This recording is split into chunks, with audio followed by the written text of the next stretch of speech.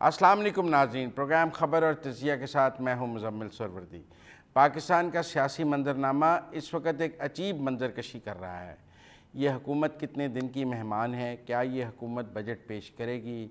क्या ये हुकूमत अगस्त 2023 तक चलेगी या जून का बजट भी नहीं देगी? बहुत से लोगों की राय है कि अगर हुकूमत को अगस्त 2023 तक चलने दिया जाए तो फिर कायम रह सकती है, लेकिन अगर अक्टूबर नवंबर में इलेक्शंस की बात की जाएगी तो फिर मुस्लिम लीग नून का ख्याल है कि अक्टूबर नवंबर तक भी क्यों हुकूमत की जाए, फिर आज ही इंतखाबात का बिगल क्यों ना बजा दिया जाए। अगर इंतखाबात का बिगल अगस्त में जाके बजाना है, सितंबर अक्टूबर में इंतखाबात के लिए, तो फिर इसे मई में ही बजा देना चाहिए। जून का बजट हम क्यों दें? जो आएगा वो दे देगा। जब हमारा जाना ठहर गया है, तो जब जी का जाना ठहर गया है तो फिर इसको इतना लटकाने की 2-3 माह की हुकूमत करने की क्या ज़रूरत है। बहरहाल ये फ़ैसले जहाँ होने हैं वहाँ बातचीत जारी है, डेडलॉक नहीं है। कई दफ़ा तो हमने सियासी मंजरनामे में ऐसे भी देखा है कि बातचीत ख़त्म हो जाती है और डेडलॉक हो जाता है और हर कोई अपने अपने स्क्रिप्ट के मुताबिक काम करना शुरू कर देता है। एक साइड अपना स्क्रिप्ट लेके चल पड़ती है, एक अपना लेके चल पड़ती है। लेकिन इस वक्त डेडलॉक नहीं है, बातचीत जारी है और देखें अगले 72 घंटे में, 3 दिनों में, 4 दिनों में क्या बातचीत तय होती है। ये सब कुछ दोहा में जो IMF के मुज़ाकरात हैं उन पर भी बहुत मुनहसर है। क्या IMF बात मान लेगा पेट्रोल ना बढ़ाने का और हम उसका जो काउंटर प्लान लेके गए हैं वो मान जाएंगे? कुछ लोगों का ख्याल है कि अगर मुफ्ता इस्माइल दोहा गए तो इसका मतलब है कि हुकूमत चलेगी और अगर वो दोहा ना गए तो इसका मतलब है हुकूमत नहीं चलेगी। लेकिन जहाँ मरकज़ी हुकूमत के हवाले से बहुत से सवालात हैं, वहाँ पंजाब में भी एक सियासी ड्रामा शुरू है। आज पंजाब असम्बली का इजलास बुलाया गया। इजलास में स्पीकर और डिप्टी स्पीकर के ख़िलाफ़ अदम एतमाद एजेंडे पर थीं। सुबह पहले पुलिस ने पंजाब असम्बली में आने जाने वालों को रोकना शुरू किया, जिस पर हुकूमत का मौक़िफ़ था कि चौधरी परवेज़ इलाही ने गुजरात से कुछ लोग पहले ही आउटसाइडर्स बुला के अंदर भेजने की कोशिश की है। लेकिन एक ख़बर ये भी थी कि कल चौधरी परवेज़ इलाही ने जो स्पेशल सीट्स की ख़वातीन और माइनॉरिटीज़ हैं उनके साथ रात खाना खाया और उनको सुबह पंजाब असम्बली आने के लिए कहा। तो ये ख्याल था कि इलेक्शन कमीशन के नोटिफिकेशन के बग़ैर ही चौधरी साहब उनसे हलफ लेकर उनको असम्बली का मेंबर बना देंगे। और चौधरी परवेज़ इलाही का ख्याल है कि स्पीकर के पास ये पावर मौजूद है कि जब सीटें खाली हो जाएं तो उनकी जगह जो नॉमिनेटेड प्रायोरिटी लिस्ट है PTI की, वहाँ से 3 ख़वातीन और 1 माइनॉरिटीज़ को हलफ दे दिया जाए। लेकिन दूसरी साइड का मौक़िफ़ है कि जब तक इलेक्शन कमीशन नोटिफाई ना करे, और फिर सबसे बड़ी बात है अभी डी नोटिफाई नहीं किया। जो 25 मुनर्रफ अरकान हैं उनको पहले डी नोटिफाई करेंगे, फिर उसकी जगह नए स्पेशल सीट्स वालों को नोटिफाई करेंगे, फिर हलफ की बारी आती है। लिहाजा ये एक सियासी लड़ाई भी है और आइनी लड़ाई भी है। बहरहाल सुबह हमने देखा पंजाब असम्बली के दरवाज़ों पर पुलिस भी थी, खारदार तारें भी थीं। पुलिस का हुकूमत का मौक़िफ़ था कि हम किसी आउटसाइडर को नहीं जाने देंगे। एक राय ये है कि वो जो स्पेशल सीट्स वाली ख़वातीन और जिनकी हलफ की बात थी उन्हें अंदर ना जाने दिया जाए ताकि उनका हलफ ना हो सके और सिर्फ वही जा सकें जो असम्बली के मेंबरान हैं। लेकिन दूसरी तरफ पंजाब असम्बली की अपनी भी सिक्योरिटी है। वो कह रहे हैं कि जो स्पीकर के ख़िलाफ़ अदम एतमाद, जो चौधरी परवेज़ इलाही के ख़िलाफ़ अदम एतमाद पेश की गई है, वो मुस्लिम लीग नून के समीउल्लाह चौधरी साहब ने पेश की है। और जब आज ऐवान की कार्रवाई शुरू हुई तो वो ऐवान में मौजूद नहीं थे, लिहाजा ये अदम एतमाद ख़त्म हो गई। क्योंकि वो जब मुहर्रक ही मौजूद नहीं था तो अदम एतमाद ड्रॉप हो गई। समीउल्लाह चौधरी साहब का एक क्लिप है कि वो पंजाब असम्बली में उन्हें दाखिल ही नहीं होने दिया गया। आइए ज़रा समीउल्लाह चौधरी साहब का क्या क्लिप है, पहले वो सुनते हैं। नहीं, मैं इजलास में मौजूद नहीं था। मैं पूरी पार्लिमानी पार्टी के साथ, हम पहले एक गेट पे आए असम्बली को, उन्होंने अंदर दाखिल नहीं होने दिया। फिर मैं दूसरे गेट पे गया हूँ, मेरे साथ पूरी पार्लिमानी पार्टी थी हमारी, दूसरे गेट से भी अंदर नहीं दाखिल होने दिया। जब परवेज़ इलाही साहब अंदर चले गए हैं और जाके कार्रवाई शुरू कर दी, उसके बाद उन्होंने गेट खोले हैं और जब हम सीधा भाग के पहुँचे हैं तो उस वक्त तक वो इजलास मुलतवी करके जा चुके थे। कि आप एक पार्टी को गेट के ऊपर रोक दें और अपनी पार्टी लेके अंदर चले जाएं। पूरी पार्लिमानी पार्टी हमारी बाहर थी। नाज़रीन, आपने समीउल्लाह चौधरी साहब की बात सुनी। वो कह रहे हैं मुझे ऐवान में दाखिल ही नहीं होने दिया गया, मैं क्या अपनी अदम एतमाद को खड़ा करता। बहरहाल मुस्लिम लीग नून ने कहा है कि हम आज अदम एतमाद दोबारा जमा करा रहे हैं। ये क्या बात है कि आप अदम एतमाद जिसने पेश की हो वो ऐवान के अंदर ही दाखिल ना हो सके। फिर डिप्टी स्पीकर के ख़िलाफ़ अदम एतमाद है, उस पर आज तक वोटिंग नहीं हो सकी। हमदा शहबाज का इंतखाब जैसे हुआ वो भी हमने देखा कितनी लड़ाई मार कुटाई से वो इंतखाब हुआ। तो ये पंजाब असम्बली की कार्रवाई कौन चलाएगा, कैसे चलाएगा और ये कानून और आइन के तहत कैसे चल सकती है, स्पीकर की जिम्मेदारी है। क्या स्पीकर साहब दोनों, चूँकि आप ख़ुद वज़ीर आला के उम्मीदवार हैं, लिहाजा वो एक फ़रीक बन गए हैं, ऐसे में कैसे चलेगी ये कार्रवाई, ये बहुत बड़ा मसला बन गया है। फिर पंजाब में जो 25 मुनहरफ अरकान हैं जिनके बारे में इलेक्शन कमीशन ने फ़ैसला दिया है, उनका आगे क्या राय अमल है? वो कह रहे हैं अपील में भी जा सकते हैं, वो ज़मीनी इंतखाब जीत कर आएंगे तो स्पेशल सीट्स मिलेंगी। हम आज के प्रोग्राम में फैसल जबवाना साहब से बात करेंगे जिनका ताल्लुक़ तरीन ग्रुप से है और इलेक्शन कमीशन ने उन्हें नाहल अब जो है डिस्क्वालीफाई किया है और डी-सीट किया है, ताहम उनका नोटिफिकेशन अभी जारी नहीं हुआ। आइए फैसल जबवाना साहब से बात करते हैं। अस्सलाम वालेकुम फैसल जबवाना साहब। वालेकुम अस्सलाम। फैसल साहब, इलेक्शन कमीशन के फैसले के बाद आप लोगों की तरीन ग्रुप की क्या हिकमत अमली है? तरीन ग्रुप तो ख़त्म ही हो गया ना इसके बाद। फैसला इलेक्शन कमीशन ऑफ पाकिस्तान का आया है, उसके दो, अगर मेरी जाती राय लेंगे तो मैं तो ज़िमनी इलेक्शन के लिए भी तैयार हूँ। अल्हम्दुलिल्लाह हमने क्योंकि 4 साल जो हैं वो अपनी कॉन्स्टिट्यूंसी में मेहनत की है और अपनी जो आप ज़िमनी इंतखाब नून लीग के टिकट पर लड़ेंगे अगर अगले 1 माह में हो जाता है तो? देखिए, इस बात का फैसला जो है वो आज हमारी आपस में जो है हम मीटिंग कर रहे हैं। फैसला इस बात का करना है कि क्या हमने अपील में जाना है, क्योंकि राइट ऑफ अपील जो है 63A में ही दर्ज है। इस बात का तयन जो है वो हम आपस में बैठकर इत्तेफाक राय के साथ करेंगे कि हमने इलेक्शन जो है वो इंडिपेंडेंट कॉन्टेस्ट करना है या पाकिस्तान मुस्लिम लीग के नून के प्लेटफॉर्म से कॉन्टेस्ट किया। कोई वादा टिकट का तो हुआ था ना, जिस बुनियाद पर आप लोगों ने उनको वोट दिए थे? कहते हैं हलफ भी हुए थे, कुरान भी हुए थे, मुआहदा भी हुआ था, सब कुछ हुआ था। कतन ऐसी कोई बात नहीं कि हम किसी मुआहदे की बुनियाद पर हमने हमजा शहबाज शरीफ को वोट दिया था। सरियन हमने जो वोट दिया था वो हमने बेलॉस वोट दिया था, without any terms and conditions vote दिया था और अपने ज़मीर के मुताबिक वोट दिया था। फैसल यार जबवाना साहब, आप झंग से ताल्लुक़ रखते हैं, आपके साथ जो लोग हैं वो पूरे पंजाब से हैं। क्या पंजाब में ऐसी सूरत हाल है कि इस वक्त इमरान खान साहब खंबे को भी टिकट दें और वो जीत जाए?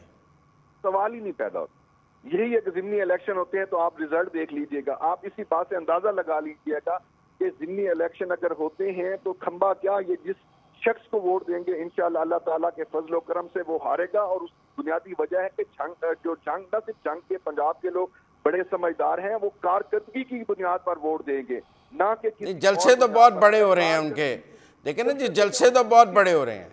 उनकी फैन फॉलोइंग्स है, जलसे बिल्कुल हो रहे हैं। पूरे पंजाब से अगर 20-25 हज़ार लोग या 15-20 हज़ार लोग इकट्ठे पूरे पंजाब से हो भी जाते हैं तो आपका उसका इम्पैक्ट जो है आप इलेक्शन के हवाले से नहीं कर सकते। फैसल साहब, आपको ऐसी खबरें पहुंच रही हैं कि मुस्लिम लीग नून हुकूमत छोड़ के इंतखाबात की तरफ जा रही है? देखिए, इस तरह की रूमर्स मौजूद हैं, लेकिन मैं नहीं समझता कि कोई हुकूमत छोड़ के जा रहे हैं। PMLN तो जो है वो लोगों के रिलीफ की बात कर रही है। PMLN के चीफ मिनिस्टर साहब ने पिछले दिनों जो आटे में रिलीफ दिया है, मैं समझता हूँ ये इंतहाई खुशाइन बात है और गरीब को प्रॉपर एड्रेस करने का तरीकाकार ही है कि चीनी फैसल याद साहब वो कहते हैं आप अपने हलकों में जाएंगे तो लोग आपको अपने हलकों में घुसने नहीं देंगे। इमरान खान साहब, आपके बच्चों की शादियां नहीं होंगी, वोट तो दूर की बात है। आप मेरे साथ एक लाइव प्रोग्राम करें और मेरे हलके के लोगों से पूछें कि हालात क्या है। मैं समझता हूं कि जो इन्होंने वादे किए थे वो लोग समझदार हैं, पंजाब के लोग समझदार हैं। ये रूरल एरिया के लोग जो है बड़े पंचायत वाले हैं, ये जरगे को समझने वाले लोग हैं, ये समझते हैं कि जो कारकर्दगी के बुनियाद पर वोट देंगे। आपके मुकाबले में PTI से किसने इलेक्शन लड़ा था?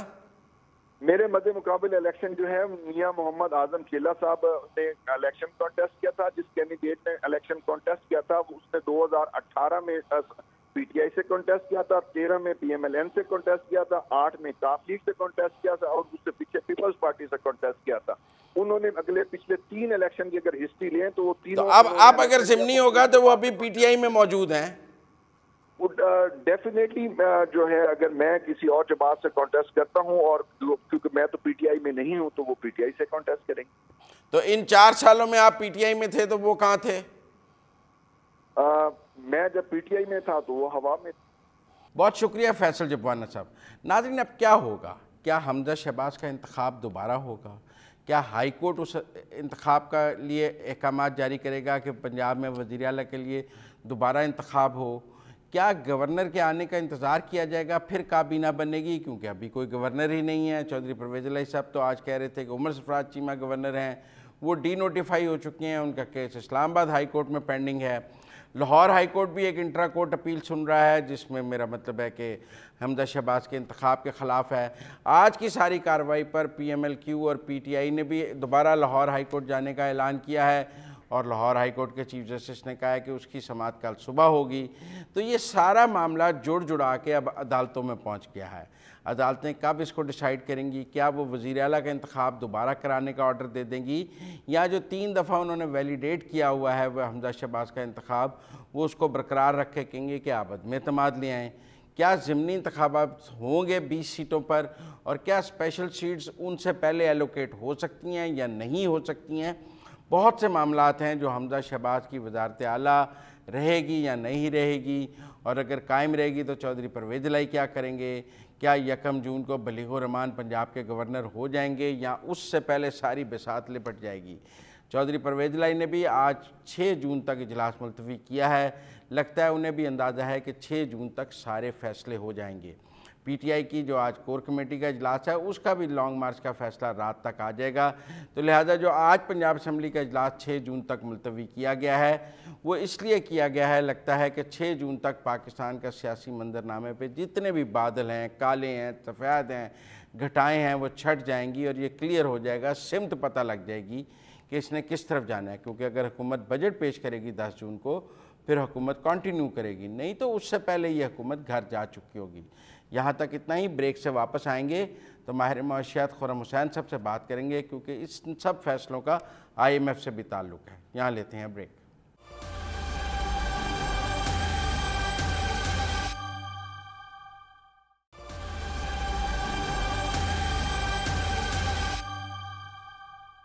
ब्रेक के बाद खुश आमदेद नाजरीन, पाकिस्तान का सियासी मंजरनामा जो भी है वो IMF से जुड़ा हुआ है।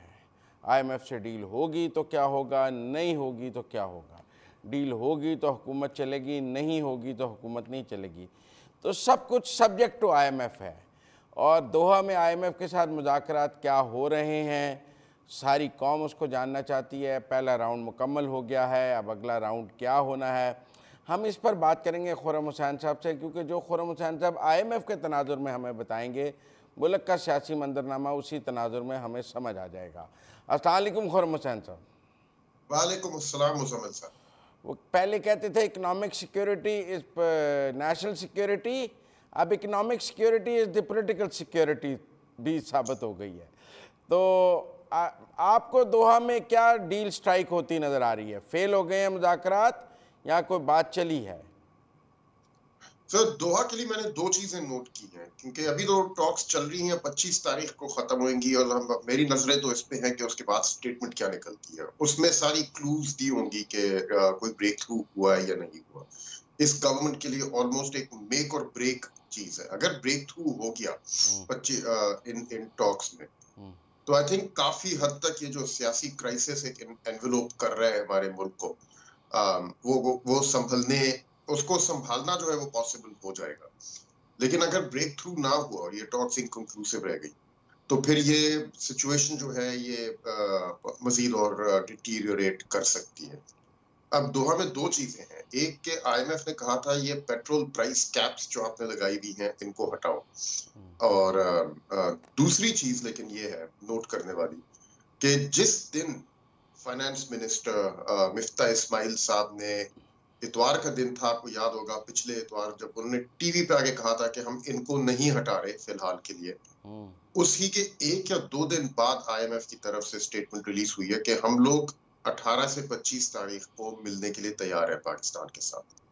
अब इन चीजों को जरा आप 1 मिनट के लिए अगर जोड़ें तो थोड़ी सी कुछ लगता है जैसे पिक्चर निकल रही है। अब ये कहना फर्मली मुश्किल है, लेकिन अगर IMF ने कहा है कि आप ये प्राइस कैप्स रिवर्स करें, और फाइनेंस मिनिस्टर एक दिन आके कहता है हम नहीं रिवर्स कर सकते, और उसके अगले दिन या 1 या 2 दिन बाद IMF खुद कहता है कि चले फिर आए मुज़ाकरात करते हैं। तो कहीं पे कुछ कहा जा सकता है कि सिग्नल आया है। अब ये IMF मानता है या नहीं मानता? या फर्स्ट राउंड मुकम्मल हो गया फाइनेंस सेक्रेटरी और वो गए हुए थे, मिफ्ता नहीं गए, अब कहते हैं मिफ्ता 24 को जाएंगे। आपको क्या लगता है मिफ्ता पीछे बैठ के देख रहे थे कि मानते हैं तो ठीक है, नहीं मानते हैं तो जाने का क्या पॉइंट? नहीं, ऐसी बात नहीं थी मुसलमान साहब। फर्स्ट राउंड जो है वो नॉर्मली टेक्निकल लेवल राउंड होता है, जिसमें नंबर्स देख के उनको डेटा जो है उसको रेकंसाइल किया जाता है कि दोनों पार्टीज एग्री करती भी हैं या नहीं। वहां पाकिस्तानी साइड जाके कहती है, मिसाल के तौर हम लोगों ने इतना रेवेन्यू कलेक्ट किया, तो अब IMF की उसको उस डेटा को देख के रेकंसाइल करना होगा कि यार वाकई में आपने इतना किया है या यहाँ पे मजीद और किसी किस्म की नंबर फजिंग हो के आपने ये नंबर जनरेट किया। आपको क्या अभी तक ऐसे कोई सिग्नल्स के, एक तो आपने कहा कि वो बैठ के बात करने को तैयार थे, उससे लगा, लेकिन हमारे पॉलिटिकल डिस्कोर्स में ये स्टैंड लिया गया कि हम आवाम पर बोझ नहीं डालेंगे, हुकूमत छोड़ देंगे। फिर अगर डील नहीं होती और ये हुकूमत छोड़ देते हैं तो फिर IMF क्या करेगा? सर फिर IMF तो कुछ नहीं करेगा। ये IMF का तो मसला नहीं है as such, ये तो पाकिस्तान का अपना मसला है। अगर डील नहीं होती और ये लोग हुकूमत छोड़ देते हैं तो फिर तो पाकिस्तान एक दुआ पे चल रहा है, लिटरली दुआओं पे चल रहा होगा, क्योंकि अभी जो सिचुएशन है इसको अगर आप कोशिश करें कि 3 महीने या 4 महीने और खींचें तो इट इज इंटायरली पॉसिबल के दरमियान में कोई किसी किस्म का बैलेंस ऑफ पेमेंट्स क्राइसिस पैदा हो सकता है। अभी जो इंपोर्ट्स पे पाबंदी लगाई है वो ठीक फैसला है? देखिए वो एक इमरजेंसी फैसला है, ठीक है ना, ठीक है ना गलत है, वो एक बैंडेड किस्म की सोल्यूशन है कि अभी टेम्परेरीली सिचुएशन को थोड़ा सा काबू करने के लिए एक या। लेकिन आप ये समझते हैं खुरम, आप ये समझते हैं कि आलमी मालियाती इदारे जो पाकिस्तान के साथ डील कर रहे हैं वो इस वक्त कंटिन्यूटी ऑफ द गवर्नमेंट चाहेंगे या चाहेंगे कि इलेक्शंस हो जाएं मुल्क में? आई थिंक जो आलमी मालियाती इदारे हैं वो तो कंटिन्यूटी ही चाहिए, वो हमेशा स्टेबिलिटी प्रेफर करते हैं ओवर इंस्टेबिलिटी। तो दे वुड वांट कि यही गवर्नमेंट रहे, लेकिन ये गवर्नमेंट फैसले तो करना शुरू करे ना, कुछ नहीं IMF को फैसला करेगी तो ये फैसला करेंगे ना, या इन्होंने फैसला करना है कि पेट्रोल महंगा करना है या फैसला करना है नहीं महंगा करना। वो फैसला दोहा के मुज़ाकरात से पहले तो नहीं हो सकता। नहीं, वो दोहा से एटलीस्ट IMF की तो यही डिमांड थी कि दोहा आने से पहले आप कर लें। तो अगर ये दोहा नहीं गए तो करके नहीं गए तो इनकी तो ख्वाहिश है कि IMF को पेट्रोल प्राइसेस बढ़ाए बगैर मना लिया जाए। उसके कितने इम्कानात आपको नजर आ रहे हैं? उसका पहला साइन तो यही है ना कि IMF ने मिलने से मंजूर कर दिया। उन्होंने कहा कि ठीक है। कभी ऐसा भी हुआ है कि उन्होंने मिलने से ही इनकार कर दिया हो? क्यों बैंकर मिलता था, वो प्रायर एक्शंस लगाते हैं और आप नहीं पूरे करते तो वो टॉक्स कैंसिल कर देते हैं। अच्छा, ये होता है क्योंकि वो, और फिर उसके बाद कभी कभी तो स्टेटमेंट भी आ जाती है कि भाई हम लोग ये टॉक्स जो थी फिर कैंसिल हो गई हैं क्योंकि मिलने का कोई तुक नहीं था, जो प्रायर एक्शंस मांगी गई थी वो ली नहीं गई, जब तक आप वो नहीं लेते तो मिलने का कोई तुक नहीं है, आप हमें इन्फॉर्म कर दीजिएगा जब आपने पूरी कर दी होगी कंडीशंस। ये होता है नॉर्मली। इसलिए मैं बार बार कह रहा हूँ कि द फैक्ट कि वो कंडीशंस ना पूरी की पाकिस्तान ने और फिर भी वो टॉक्स जो है वो शुरू हो गई और जारी हैं, ये कुछ लग रहा है जैसे सिग्नल आया किसी ये वैसे ही है जैसे लास्ट टाइम उन्होंने कहा कि आप स्टेट बैंक की कानून साजी कर कर आए फिर हम मिलेंगे। एग्जैक्टली पाकिस्तान वो हाँ क्या बैंक की कानून साजी करके दूसरा वो टैक्स अमेंडमेंट एग्जेम्पशंस बिल जो है वो पास करे, उसके बाद इमरान खान के दौर में उन्होंने प्री कंडीशन लगाई कि आप ये काम करके आए फिर हम मिलेंगे, नहीं तो नहीं मिलेंगे, तो इन्हें करके जाना पड़ा। उसमें एक तो हुई थी मुलाकात, लेकिन उसके बाद फिर मुलाकातें नहीं हुई और वो वहां से बस मैसेज आता रहा कि आप जब ये पास कर देंगे तो हमें बता दें, इसके अलावा बाकी सब कुछ तो ठीक है। तो वो फिर जनवरी में देखा था हम लोगों ने किस तरीके से वो 2 कानून पास किए गए थे, रेल रोड किया गया था उनको पार्लियामेंट के थ्रू। उसकी यही वजह थी कि एंड ऑफ द लाइन आ गई थी, उन्होंने कहा था यार अब IMF नहीं मान रहा तो ठीक है, रेल रोड इट। तो टेक्निकली तब भी हमने IMF के सामने सरेंडर ही किया था, प्री कंडीशन मान के ही उनसे बात की थी। सर वो तो बहुत बड़ा सरेंडर था। आपने तो पूरा अपना लेजिस्लेशन चेंज की थी ना, आपने अपने पूरे स्टेट बैंक की शक्ल चेंज कर दी थी उनके कहने में। वो तो बहुत बड़ा सरेंडर था, ह्यूज फैक्ट। फिर भी हम आज़ादी की लड़ाई लड़ रहे हैं अभी भी। हाँ नहीं, उसके बाद आज़ादी की लड़ाई शुरू हुई। तो उसके बाद शुरू हुई। बहुत शुक्रिया खुर्रम हुसैन साहब हमारे साथ बात करने का। नाज़रीन, आपने खुर्रम हुसैन साहब की गुफ्तगू सुनी।